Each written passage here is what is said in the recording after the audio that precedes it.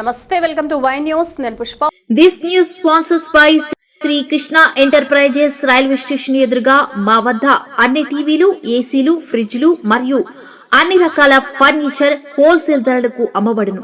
ఈ కృష్ణ ఎంటర్ప్రైజెస్ కు విచ్చేయండి. Railway station ఎదురుగా main road, Tuni. Proprietor Tamarana Satyanarayana.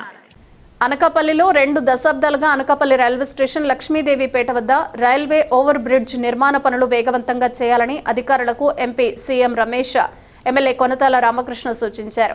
ఇందులో భాగంగా అనకాపల్లి శాసనసభ్యులు కొనతాల రామకృష్ణ, పార్లమెంట్ సభ్యులు CM Ramesh Lakshmidevipeta railway station చుట్టుపక్కల పరిసరాలను పరిశీలించారు.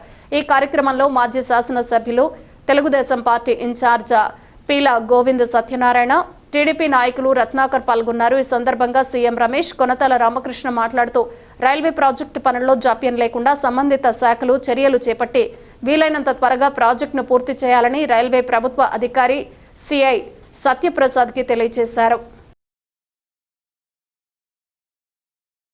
రైల్వే స్టేషన్ దగ్గర గత 20 సంవత్సరాలుగా ఈ రైల్వే ఓవర్ బ్రిడ్జ్ అప్పుడు ప్రభుత్వాలు టెండర్ పిలిచి గవర్నమెంట్ మారిన తర్వాత, జగన్మోహన్ రెడ్డి వచ్చిన తర్వాత దాన్ని ఏమాత్రం పట్టించుకోకుండా ఆగిపోయి అనకాపల్లి పట్టణ వాస్తవులందరూ కూడా చాలా ఇబ్బందికరంగా ఉంటే, ఈ కూటమి ప్రభుత్వం వచ్చిన తర్వాత స్థానిక ఎమ్మెల్యే గారు, స్థానిక నాయకులు గోవింద్ గారు కానీ, రత్నాకర్ కానీ, పరమేశ్వరరావు గారు కానీ, కూటమి నాయకులు అందరూ కూడా దీన్ని తీసుకొని మనం చేయాలి, లేకపోతే ప్రజలంతా ఇబ్బంది పడుతున్నారని చెప్తే, అప్పుడు మొత్తం దీని గురించి స్టడీ చేస్తే రైల్వే పోర్షన్ వరకు పని అయిపోయింది.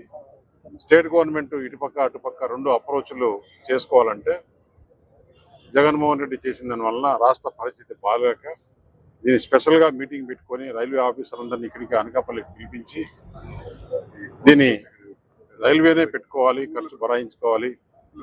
అప్పట్లో దాదాపు 10-12 కోట్లు ఎస్టిమేట్, దాని తర్వాత 20 కోట్లు కావడం, 30 కోట్లు కావడం, ఇప్పుడు అన్ని చేసిన తర్వాత దాదాపు 90 కోట్ల వరకు వచ్చింది.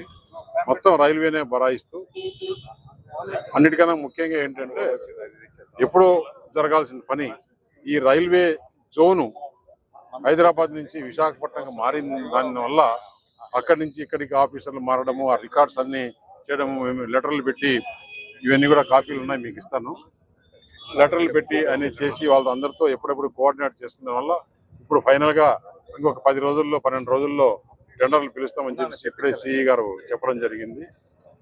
18 నెలల్లో కంప్లీట్ చేయాలంటే కాదు, సంవత్సరంలోనే పెట్టండి అని చెప్పేసి సిఈ గారిని రిక్వెస్ట్ చేయడం జరిగింది. త్వరలో టెండర్ పిలుస్తారు.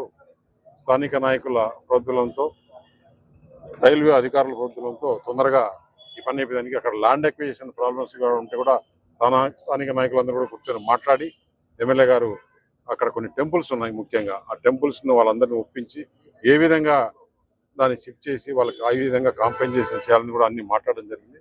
త్వరలోనే పనులు ప్రారంభిస్తారని చెప్పి తెలియజేస్తారు.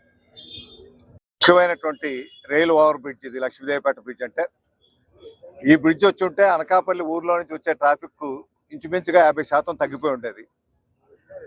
20 సంవత్సరాలుగా అప్పుల్లో అయితే వైఎస్ రాజశేఖర రెడ్డి గారు ముఖ్యమంత్రిగా ఉన్నారు, ఆయన ఫౌండేషన్ వేశారు. కనీసం ఆ బాధ్యత గురించి అయినా సరే గత ప్రభుత్వం చేస్తుందని అనుకున్నాం. వాళ్ళ తనయుడుగా ముఖ్యమంత్రి ఉన్నారు కాబట్టి ఆయన పూర్తి చేస్తారని అనుకున్నాం, కానీ దురదృష్టం కాలేదు. ఏదేమైనప్పటికీ ఈరోజు మళ్ళీ కేంద్ర ప్రభుత్వం పూర్తి స్థాయిలో ఎంపీ గారు standing committee, railway standing committee చైర్మన్గా ఉండడం మన అదృష్టంగా భావిస్తూ, ఇవి పూర్తి స్థాయిలో స్టేట్ గవర్నమెంట్ కంట్రిబ్యూషన్ లేకుండా కేంద్ర ప్రభుత్వమే, రైల్వే శాఖే, అప్పుడు 47 కోట్లు అయితే ఇప్పుడు 90 కోట్లు అయింది. దీనికి 90 కోట్లు కూడా రైల్వే శాఖ పెట్టుకొని ఇది పూర్తి చేసే కార్యక్రమాలు చేస్తూ ఉంది. దీనికి కావాల్సిన రిక్వెస్ట్ ఇప్పుడే సిఈ గారితో మాట్లాడారు. అవి కూడా ఈ మనకి జోన్ మారటం వల్ల, సౌత్ కోస్ట్ జోన్గా విశాఖపట్నం రావటం వల్ల మళ్ళీ ఈ ట్రాన్సిషన్లో కొంత ఆలస్యం అయింది. ఇది త్వరలోనే పూర్తి చేయమని వెంటనే పంపించమని చెప్పారు. ఇవ్వడం జరుగుతుంది. స్ట్రక్చర్స్కి ఇస్తారు, ఎందుకంటే అదంతా గవర్నమెంట్ ల్యాండ్ కాబట్టి ల్యాండ్కి ఉండదు, కానీ స్ట్రక్చర్స్కి అయితే ఇస్తారు. వీరికి ఏవైతే ఆలయాలు ఉన్నాయో ఆలయాలకు ప్రత్యామ్నాయంగా వేరే స్థలం చూసి అక్కడ వారికి ఇచ్చి వారు మళ్ళీ ఆలయాన్ని కట్టుకునే విధంగా ఏర్పాట్లు చేయడానికి అన్ని కూడా ఆలోచన చేయడం జరిగింది. అధికారులంతా కూడా ఒక నిర్ణయం తీసుకోవడం జరిగింది. త్వరలోనే ఆ కార్యక్రమం కూడా పూర్తవుతుంది. అదే దాంతో పాటు ఏదైతే ఇది ముఖ్యమైనటువంటి జంక్షన్ కాబట్టి ఇక్కడ చాలా రద్దీగా ఉంటుంది కాబట్టి ఈ జంక్షన్ ఇంప్రూవ్మెంట్ కూడా మీకు ఒక రైల్వే ఇంజిన్ పెట్టి అక్కడ సెంటర్ డెవలప్ చేసి లైటింగ్ కూడా బాగా డెవలప్ చేసి ఇక్కడ అంబేద్కర్ గారు 1944లో ఇక్కడ మొట్టమొదటిసారి అడుగుపెట్టినటువంటి ప్రాంతం కాబట్టి ఇది భీముని పట్నం అనేసి పెట్టారు, భీముని గుమ్మం అని. అంటే ఆయన అడుగు పెట్టినటువంటి గుమ్మం కాబట్టి వారికి జ్ఞాపకార్థంగా ఇక్కడ ఏదైతే ఉందో అంబేద్కర్ గారి స్టాట్యూ, ఆ స్టాట్యూ కూడా మీకు పూర్తిగా రెనోవేట్ చేసుకొని మోడర్నైజ్ చేసి దాన్ని డూమ్లా పెట్టుకొని లైటింగ్ అది ఇచ్చి చక్కనైనటువంటి ఒక సెంటర్ ఇంప్రూవ్మెంట్ కూడా చేసే కార్యక్రమాలు కావాల్సినటువంటి నిధులు కూడా అన్ని కూడా మంజూరైనవి. త్వరగానే ఈ రైల్వే డిజైన్ అంతా వచ్చిన వెంటనే ఈ పనులు కూడా మొదలుపెట్టే కార్యక్రమం జరుగుతుంది. దీని వింజోలో ఇంకో కార్యక్రమం కూడా చెప్పాలి. నేను అనకాపల్లికి సంబంధించి చాలా సంవత్సరాలుగా పెండింగ్ ఉన్నటువంటి ఆర్ఓబీలు, చాలా ఆర్ఓబీలు ఉన్నాయి. అవి ఏవి కూడా పరిష్కారం కాలేదు. కానీ వీటిలో ఒకటో రెండో అవుతుందని మేమైతే అనుకున్నాం. కానీ ఇప్పుడు మన దగ్గర ఉన్నటువంటి ఆర్ఓబీలు 4 ఆర్ఓబీలు ఒకే నియోజకవర్గంలో అన్ని కూడా ప్రాసెస్లో ఉండి డిపిఆర్లు అయి మంజూరై ఆల్రెడీ రాజుపాలెం ఏదైతే ఉందో అక్కడ ఆర్ఓబీ కన్స్ట్రక్షన్ మొదలైంది. అదేవిధంగా నర్సింగ్ బిల్లు దగ్గర నుంచి అటు అచ్యుతాపురం రోడ్డుకు వెళ్ళేటువంటి ఆ సోమవారం బ్రిడ్జ్ ఏదో అక్కడ ఒక ఆర్ఓబీ వస్తుంది. ఆర్ఓబీ పనులు కూడా మొదలు పెట్టారు. ఆ 2 మొదలు పెట్టారు, ఇది ప్రాసెస్లో ఉంది, త్వరలో ఇది మొదలు పెడతారు. ఇది కాకుండా కసింకోట నుంచి అక్కడ ఆర్ఓబీ ఉంది, రైల్వే క్రాసింగ్ కసింకోట ఊరు దాటాక అటువైపు ఎగువ ప్రాంతం వైపు ఉంది. అక్కడ కూడా మీరు సర్వే చేయడం జరిగింది. సర్వే అప్రూవల్ అన్ని గుర్తించి దాని డిజైన్స్ అన్ని ఇచ్చే కార్యక్రమం కూడా జరుగుతుంది. ఏఎస్పేట కూడా అనుకుంటున్నాం. ఏఎస్పేట కూడా మొన్న వచ్చారు, చూశారు, 2 ఆల్టర్నేటివ్స్ పెట్టారు. అక్కడ ప్రజలంతా కూడా అడిగి వాళ్ళు ఏ ఆల్టర్నేటివ్ కావాలని తీసుకొని అది కూడా ఫైనలైజ్ చేసి, అంటే అవన్నీ కూడా అయితే 5 ఆర్ఓబీలు ఈ ప్రాంతానికి ఒకేసారి రావడం అన్నది మన ఎంపీ గారు రైల్వే బోర్డు చైర్మన్గా ఉండి సాధించినటువంటి ఘన విజయంగా చెప్పాల్సిన అవసరం ఉంది. ఎందుకంటే ఒక నియోజకవర్గంలో 5 ఆర్ఓబీలు, 2 ఆర్యూబీలు ప్రతిపాదనలు ఉన్నాయి. ఒక ఆర్యూబీ సత్యానపురం ఆల్రెడీ ఆ లొకేషన్ మార్చమంటే లొకేషన్ మార్చి అది ఆర్యూబీ పనులు కూడా అయిపోతున్నాయి, త్వరలో అది కూడా పూర్తవుతుంది. 2వ ఆర్యూబీ కూడా ఇంకోటి ప్రతిపాదించడం కూడా జరిగింది. అది కూడా పరిశీలనలో ఉంది.